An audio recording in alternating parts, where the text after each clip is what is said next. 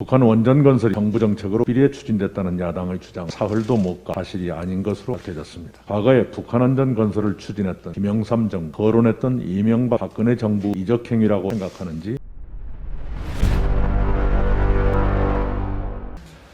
야당에서 문제 삼는 북한 원전 건설 지원 운운은 사실 무근이라고 어제 산업통상자원부가 확인했습니다. 삭제된 산업부 보고서 서문에는 보고서는 내부 검토 자료이며 정부 공식 입장이 아님이라고 명시하고 있습니다. 그것도 마무리에서는 불확실성이 높아 구체적 추진 방안 도출에 한계라고 적시했습니다. 통일부는 2018년 남북 정상회담 당시 북측에 전달한 한반도 신경제 구상에는 원전이란 단어나 관련 내용은 전혀 없다고 밝혔습니다. 북한 원전 건설이 정부 정책으로 극비리에 추진됐다는 야당의 주장은 사흘도 못 가 사실이 아닌 것으로 밝혀졌습니다. 북한 원전이 극비리에 건설될 수 있다는 야당의 발상 자체가 비현실적입니다.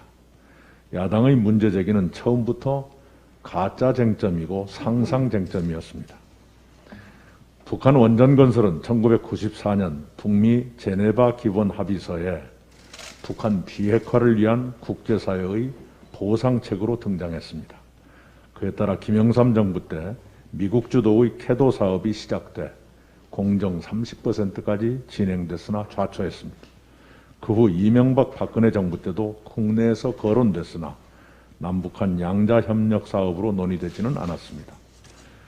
지금 유엔과 미국의 강력한 대북 제재가 계속되는 마당에 북한의 원전을 그것도 극비리에 지어준다는 것은 불가능한 일입니다. 그런데도 제1야당은 그런 터무니없는 내용을 사실로 전제하고 연일 정부를 비난하고 있습니다.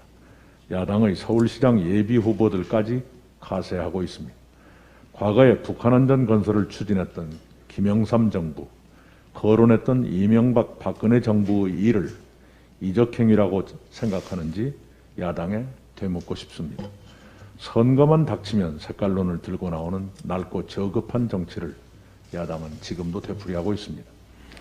그동안 야당은 세계적으로 평가받는 우리 방역을 끊임없이 깎아내렸습니다. 백신 도입에 대해서도 불신을 조장해 왔습니다. 이제는 잊지도 않은 북한 원전 건설로 정치 공세를 펴고 있습니다. 정부를 흔들기 위해서라면 국익 훼손도 국민 안전에 대한 타격도 개의치 않는 위험한 정치를 야당은 하고 있습니다. 야당은 무책임한 흑색선전을 접고 그 대신에 코로나19로 고통받고 계시는 국민을 도울 정책을 내놓고 우리와 경쟁해 주기를 바랍니다.